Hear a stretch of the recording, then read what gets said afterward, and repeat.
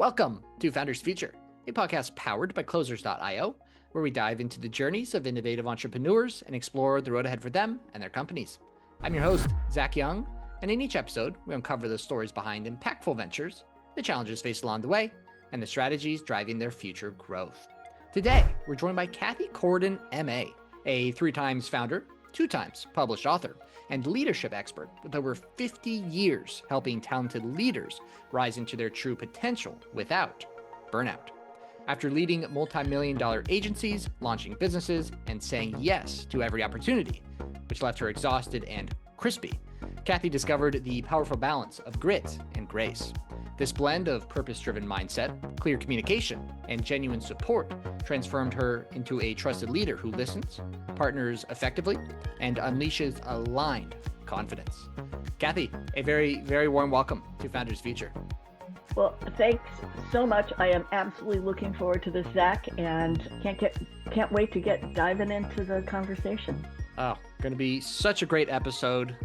Before we dive in, I do like to start with your background, though. I know I touched on it a little bit, but before Grit and Grace, could you let us know what were you doing previously and what was really your inspiration to get into this space?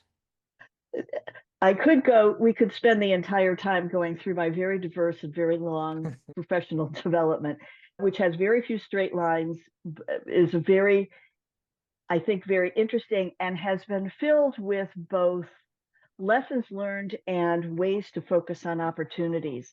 I've done everything from being a juvenile probation officer to running a child welfare agency, from doing grant writing and fractional CDO work in a number of nonprofits to board training and team training, then to doing some 8 years of real estate work, serving seniors, which is a very different kind of real estate than it's selling houses, but it's still a very different kind of approach to real estate. So we could work in any of those ways. The piece that has been the thread for me through these years has been understanding that leadership is the core of the success of organizations and people in the organizations. Like I said, I've done everything from doing the fractional chief development officer work with a couple of nonprofits in the New England area. I've been the CEO of a child welfare agency and an out of school and after school time program. I was the interim CEO of an organization that I had to, unfortunately and heartbreakingly, take apart because the previous CEO had not filed her 990 with the IRS. And when I called the IRS to check on status, we were no longer a nonprofit. So I want to bring, and the place I am right now is, you already said 50 plus years. So you do the math, and this is my legacy lab. This is my way of pulling that, not just my experiences, but the experiences of others, and an enormous amount. I'm a lifelong learner, so I have done lots of training. When I was in real estate, I was with Keller Williams. Gary Keller runs a training organization that just happens to sell real estate. And so that's where I have come to understand and really hold true this piece, that the way you have a mindset around your leadership in your organization and for yourself is probably one of the core factors for success or not. And I run it based on John Maxwell's, and I have this on my desk, the single biggest way to impact an organization is to focus on leadership development.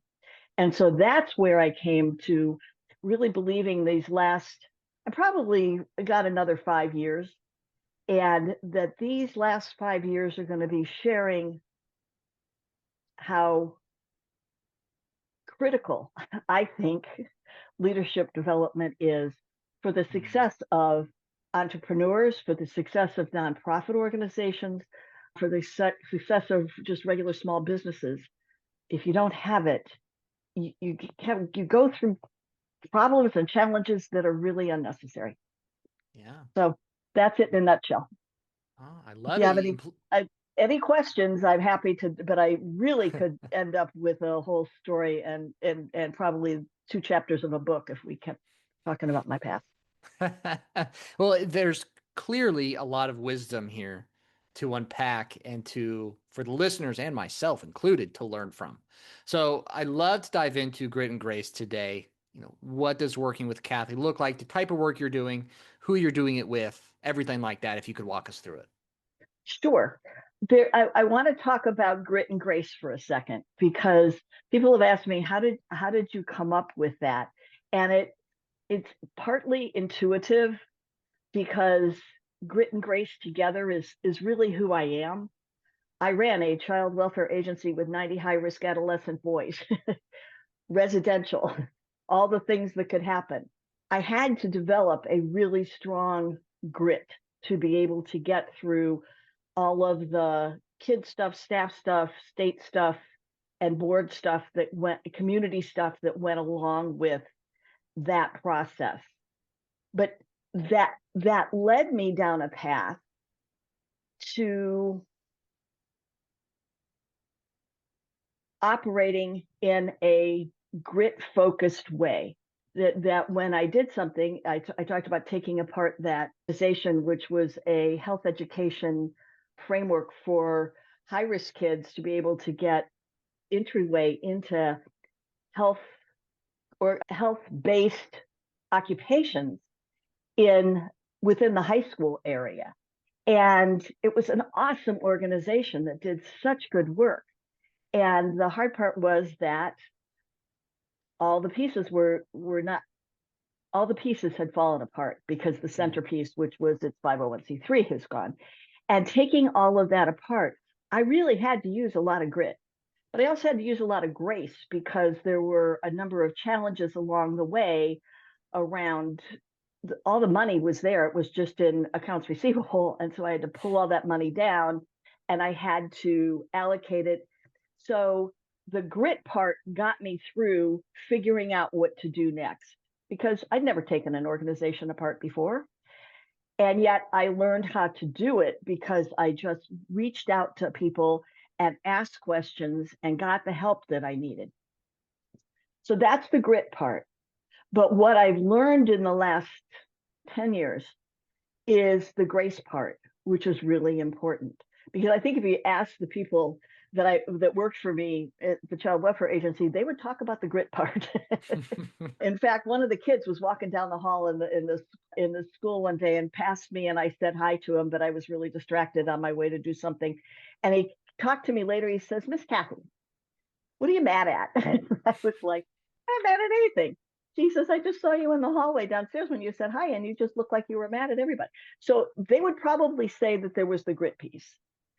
And what that had done to me over the years is to take a toll on my body. I burned out 3 times, not just once.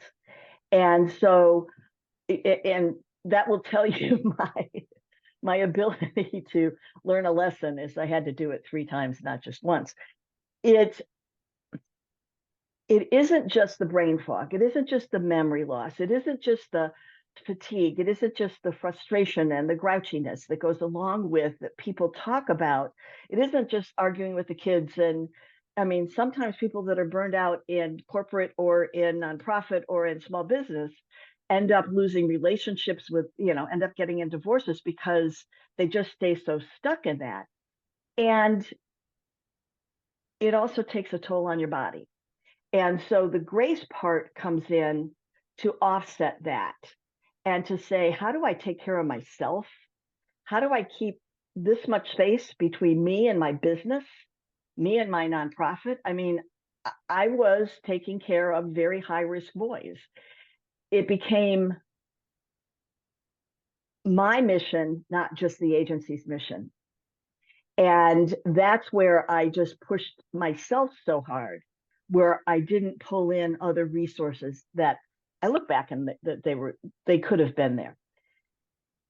The grace part has come in the last 4 or 5 years. It's been there for a while. It has grown in the last 4 or 5 years as my health has not been real good, because I really have taken a toll on my body. I have an immune system issue anyway, but it has taken a toll on my body where I've had tests done and my nervous system just doesn't work right anymore. And so part of my, and I'm telling this story because part of my commitment is to tell people it isn't just about the kind of emotional and interactive pieces of burnout that you see. You are really hurting your body. I have two other colleagues in the networks that I belong to. One had heart failure, and the other has had a form of shingles that is very rare and is internal and is very serious. And they both say it's like my autonomic nervous system piece, it's because of burnout. So I'm going back to the leadership piece. And I think leadership is the core piece that allows you to have a platform to stand on to do your job well. And if you do it well, you can prevent what I've gone through, what other people are going through, what people that both of us know have gone through, which is to just use all the grit and not bring in the grace. And the last piece about grit and grace is the ampersand, because there is such power in the interaction between grit and grace. It's not just both and, it is the combination of them. And I learned very little in statistics class in graduate school, but I did learn this. The interaction between two variables is much stronger than the just addition of them together. And that's where grit and grace comes together. I think if people understand that they can be strong and they can be dynamic and they can be a leader in their organization and in their community, but that if they bring grace isn't soft stuff. Grace regulates what goes on. Grace just allows us to do it a little differently. It gives us those breathing moments to make sure we remember that there's this little space between who we are and who our business is. I love it. Clearly very Thank you well for thought letting out. me just talk on and on.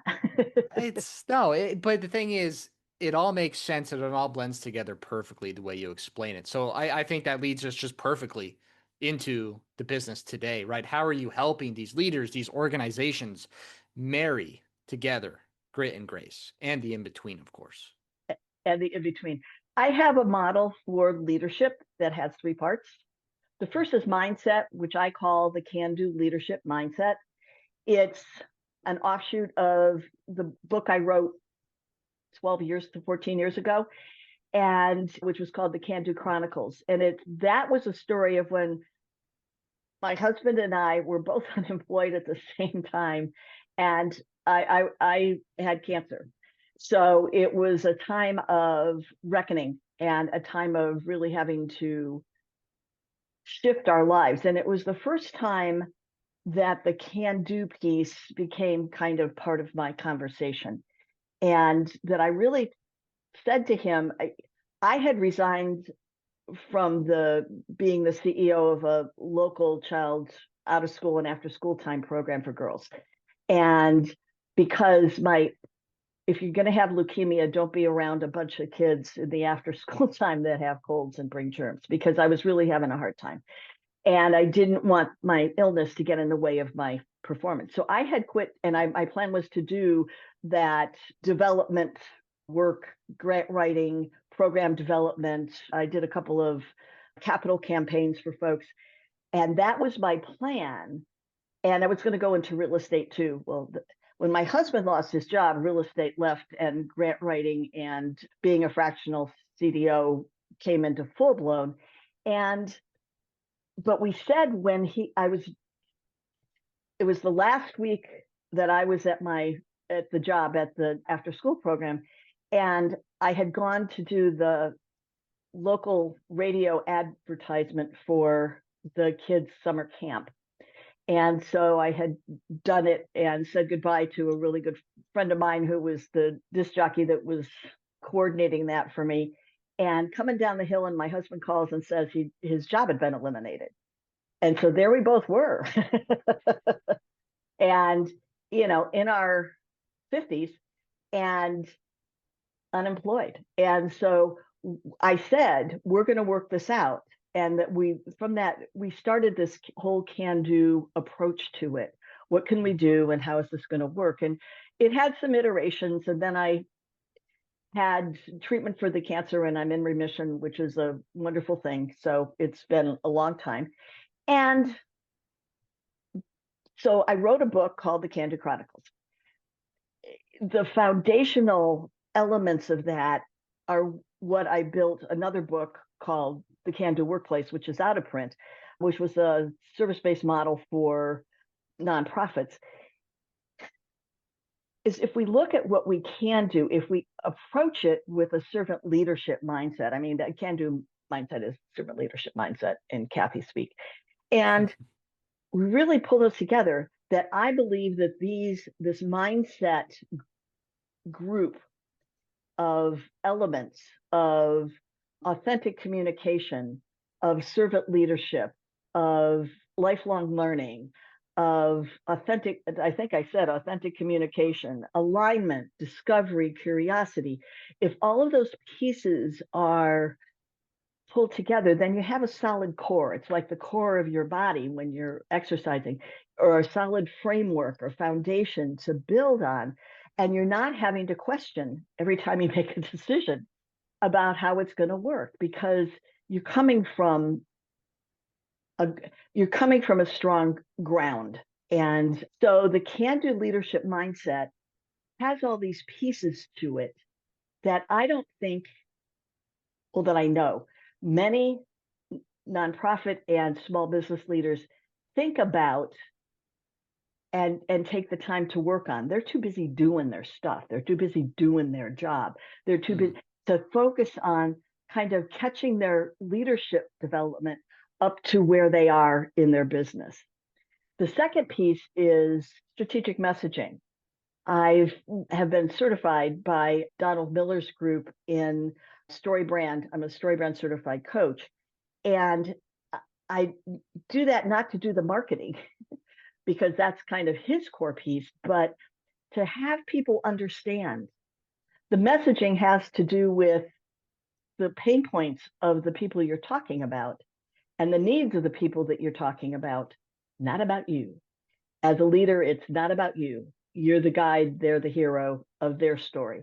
So how do we, not just the marketing communication for a small business, for me, this is part of that, but it's for the leaders who just kind of post because they need to post. They send out a memo because they need to tell people stuff.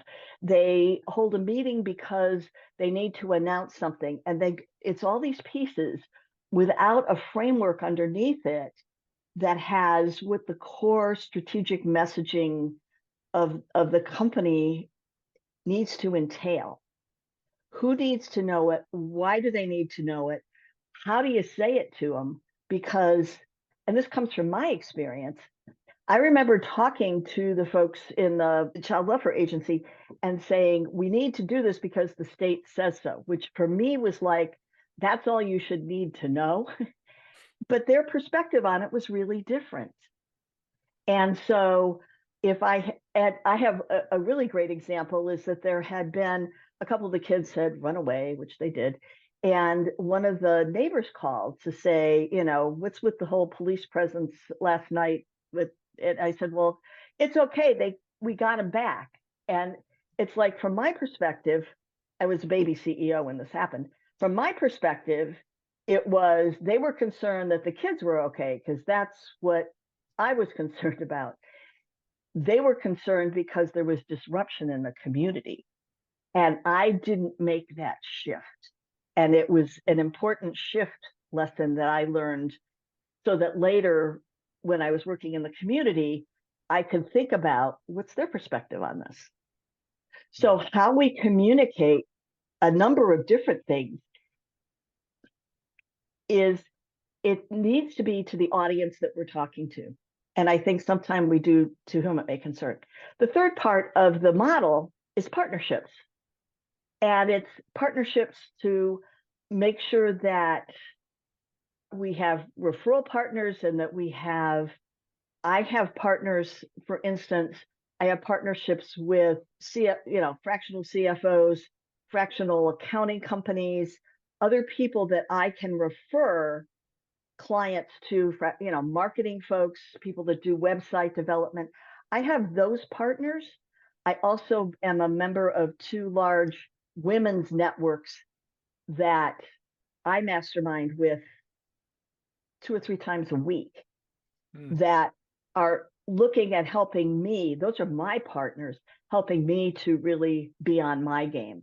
So that's a 3-part model: the can-do leadership mindset, the strategic messaging, and the power partners, if you want to call them, that really form the core of leadership for me, and that I think allow people to stand in their own space and be able to think more clearly, understand more clearly the impact of the decisions that they have to make, the problems that they have to solve, the plans that they have to do. They have a framework from which to work personally and professionally to make all that happen better. You mentioned sometimes leaders, they don't have the time to think about those bigger things. Or maybe they just don't make the space for them to think about things like this because they're so entrenched in their work. Right. So how do you go about helping these leaders take themselves out of maybe the day-to-day of the business, or being in the business versus working on the business, and allowing them to make those bigger decisions to be a better leader? By helping them step back and take a perspective from 2 things. One is from their stakeholders' point of view, whoever that is. If they have a board, if they have whomever, how do they want to be seen that way in the bigger sense, so that they see themselves in a leader's role a little differently because it's outside themselves. But secondly, it's helping. One of the elements of the can-do workplace was that the work is done by the people best equipped to do the work, and not done over that. I had a boss that I was the associate director, she was the executive director, and all I wanted to do was change the letterhead on the fax paper, and she said no. And so that was her job. And so that's a kind of crazy example of it, but still, what are things that somebody else could be doing and doing better? And how do we make that work? I mean, I'm not going to do this completely right, but James Clear had a quote in his weekly email yesterday, is that kind of the hardest thing to do is to let go of things we do well, to make the space for us to be able to do things exceptionally. And you have to let go of that. And that's part of, I think that for me, having the framework of what that leadership looks like and who I am as a leader allows me to let go with more confidence, allows me to see that space between me and the business, or me and the organization. And it allows me to see how other people can come in and help fulfill the mission of the organization.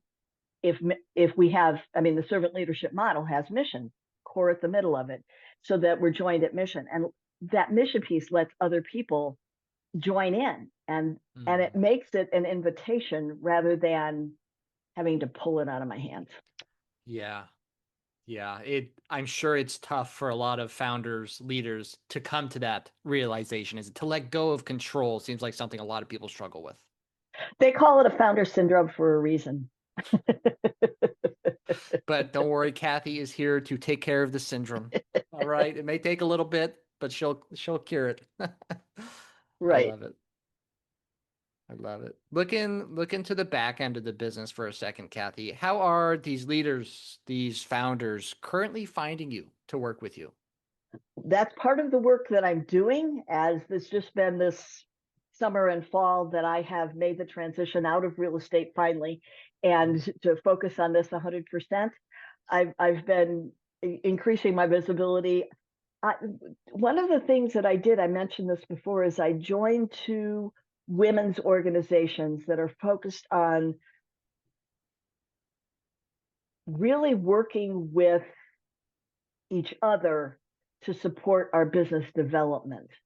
And it's masterminds that it's networking that isn't just let's go out to have a cup of coffee, we'll exchange business cards, and maybe I'll call you in 6 months. It really is both of them are networks that look to help build businesses with strength.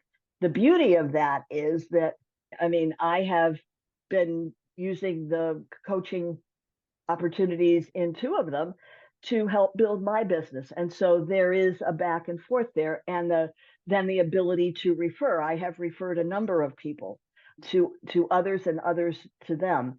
And then the third piece is podcast and other ways to get the word out. The challenge that I've had is really funny because when I went from being in the nonprofit sector and human service sector into real estate, and that was part of that was it's a family business. My mother and dad were both realtors. My niece is a realtor. My brother's a realtor. I wanted to do it, and I would still be doing it if I was healthy enough to do it. Is when I went from, promoting the kid, I could ask money for the kids all day long. I had no problem about that. These kids need this, these kids need that, please, please. And creating a way to have them understand the impact that they could have and make a difference in the life of a child. Then I went into real estate, and it's like I'm building my own business. So that's part of what went behind my serving seniors, is that then it was again mission driven. And I was engaged with the nonprofit sector, and I was engaged with a lot of the other senior sector. And with most of my business came B2B. Very little of it came directly from the seniors themselves. I was referred by my colleagues and those partners that I loved so much in the community. And now, and I was selling a house. There's actually a transaction that happens with that that's finite. And now I'm into it's more, it's a service, but it's a service that people often don't know that they need. And so my challenge right now, and it is a challenge, is to get myself in front of folks. And I can't be up on stages because my health doesn't do that. So I really need to be in front of people online and to really look at the pain points they're having of frustration, of burnout, of not knowing what to do, but being in the position of being a leader and not knowing how to say, I don't know what to do. Those are the core pain points that I've identified for folks. And so just visibility in the world. When I years and years ago, one of the things I didn't say was my original background's in behavioral health. And so I was a counselor in private practice, and people referred people to me, and I sat in my chair and we talked, and they got better or they didn't get better and they went on. It's very different now. And that's part of the challenge that I have, is to get the word out and to get it out in a way that invites and with a little bit of a challenge for them to be all that they can be. There's so much more there, and it isn't a major shift. Oftentimes it's kind of just moving one piece or looking, like I was talking about the messaging, looking at the messaging just a little bit differently and how you talk to your folks. And if you can get that nailed down. So my primary offering is an intensive, and it's 3 long sessions, 3 90-minute sessions over a period of time, focused on, after doing an assessment with them and then a planning conversation, what is the one thing that if you do it will shift enough that other things will become easier to do? And we focus on that one thing for 3 sessions. And you could have 911 calls in the middle, and there's a workbook, and there's resources that I share with them to use in their development, and to really hit that one thing well, and then they'd be surprised at how many other dominoes fall down. Got it. Okay. So you mentioned podcasts, You have your mastermind groups, your referrals, of course. I'm curious, are you on social media in any way? LinkedIn, Oh, Facebook? and I have a biweekly newsletter that Oh, I talk about, and so folks can sign up for the newsletter, and they can do that on my website. The newsletter, I really take different pieces of the leadership elements and just dig deep and give them challenges and give them questions to think about and move on. So I really like to be in their world every couple of weeks with ideas for them. mhm. So yes, and I also have social media. I'm a boomer, so I have Facebook, and I'm Cathi Cort. I think it's Cathi.Coridan on Facebook, and LinkedIn, which I have really been enjoying in the last year as a different way to connect with people. You and I found each other that way. I think LinkedIn is a fabulous resource, and I post content on LinkedIn and Facebook 2 or 3 times a week. So I'm there, and I do a mindset minute every Tuesday in my on Tuesdays, the weeks I do the newsletter, then on the other Tuesdays I just do it and push it out. And so yeah, I am very as visible as I can be on social media. Mm. I love it. I was hoping so because you have such a great story that, getting that across on social media is obviously very important. So I'm curious about maybe your strategy when it comes to social media. I know you say you post a couple times a week. You have your newsletter, you have the Mindset Minute, of course. Are you utilizing, is there a lot of video content? Are they longer form The videos, shorter mindset form? minutes is video content. It's Hmm. under 3 minutes Okay. that connects with the messaging that I've been doing in the newsletter. And I my plan is to do some additional real level videos on the hard part about this is sparsing it out when the whole is the most important part. So that's what I've struggled with about Mm. how do I do that, and it's something I'm working on for Q1 next year. Nice. Nice. Well, talking about the future a little bit, let's say 2026, are there any specific goals you've set for yourself in the business you're looking to achieve next year? I'm looking to set the framework to do a book. I want to do several, if you will, chapters in LinkedIn in LinkedIn articles about my belief on, and I'm still doing some research on this, on how developing those leadership skills and strengths and mindset and partnerships can prevent you from getting burned out. Mm. This is goes back to that behavioral health part of me from all those years ago, and I'm actually working with a former business partner of mine to develop some of this, to look at some of the brain science of it, as well as just some of the skill based pieces of it.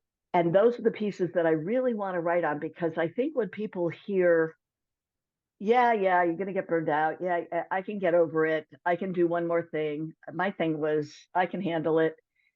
I'll just do one more thing. And that's it's a real problem that they don't understand the long-term ramifications of. And I'm trying very much not to sound like mom, and because I am and sometimes grandma to some of the folks that are currently coming up, yet I never thought that I could break my brain, and I did. I work part-time. I work 4 days a week. I still work 4 days a week, and I love it. And I'm not going to stop, because I still have, and I think this is the piece that connects me to my clients, is that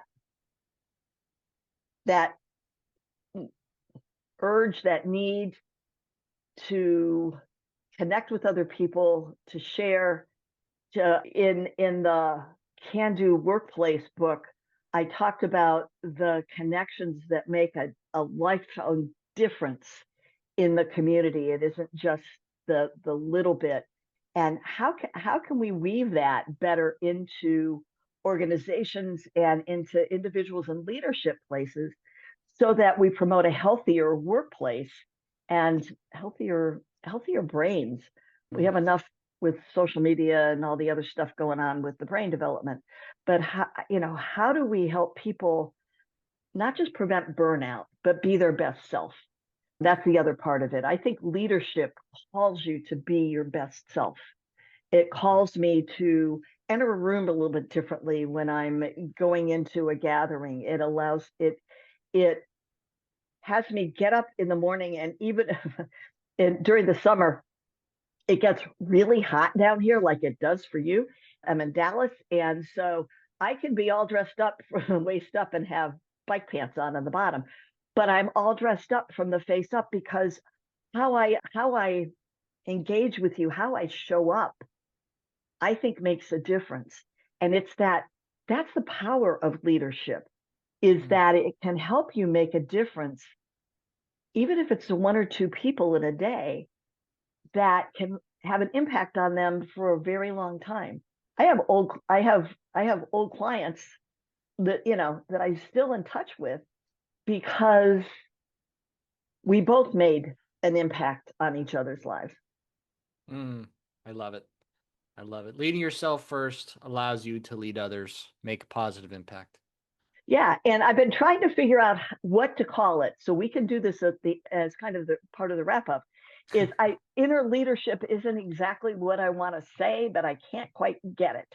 But you're right. If you can lead yourself, if you have that inner spark of leadership in your energy, that you can help other people get there. But you can also, if you focus on it and grow that, it's like growing your core muscles. You become much stronger doing that than you do by doing reps and bikes and all that kind of stuff, because those are other muscles. If you don't have the core, it's not a good foundation. It's not the best foundation you can be, and that's what you want as a leader. Yeah, absolutely. Cathi, such a pleasure having you on the show today. Where can the listeners find you? Where can they connect with you online? They can find me at Cathi, Cathi Coridan, Coridin, and I keep it written above my head because people spell my name wrong and funny all the time, .com, or they can go to my link to me in LinkedIn, which is Cathi Coridan. I love it. Cathi, like I said, such a pleasure having you on. Thank you so much for your time today. I appreciate you and appreciate the opportunity to share and to have this conversation. And I think that what you're doing is awesome because you've got the founders and the future. You kind of did that same thing. And it's an important message for everybody. So thank you for being here too.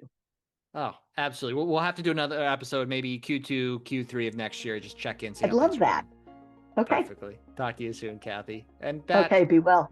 We'll wrap up another inspiring episode of the Founders Feature. To our listeners, if you enjoyed this episode, make sure to go and connect with Cathi on all of her social media, her website. Be sure to subscribe to her newsletter as well. All of those links will be in the show notes and description down below. And if you are a business owner, specifically a coach, consultant, or agency owner, and you're looking to scale your business, and you really want to enhance your sales and marketing efforts, visit closers.io to hop on a call with our team and discover how we went from 0 to 30 million per year in less than 3 years. Until then, keep on climbing.